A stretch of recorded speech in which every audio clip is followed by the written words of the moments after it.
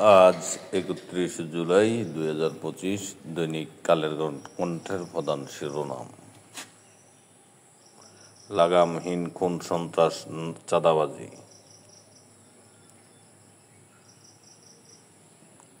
জাতীয় নিরাপত্তার স্বার্থে ঢাকায় যুদ্ধবিমান ঘাঁটি থাকা জরুরি।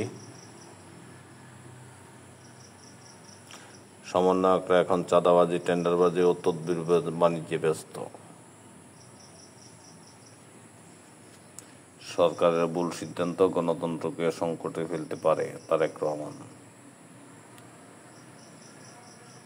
দুর্নীতিবাজ নির্বাহী প্রকৌশলী সামিউল এখনো বহাল তবিয়তে। ৩ আগস্ট নতুন বাংলাদেশের ইশতেহার ঘোষণা নাহিদ ইসলাম। আজও জুলাই সনদের খসড়া চূড়ান্ত করতে চায় কমিশন। আইনি ভিত্তি না দিলে সনদে স্বাক্ষর করবে না জামায়াত ও এনসিপি। অন্তর্বর্তী সরকারকে সিন্দাবাদের ভূত বলে মনে হয় মাসুদ কামাল। এখন আলোচনায় এক্সিট।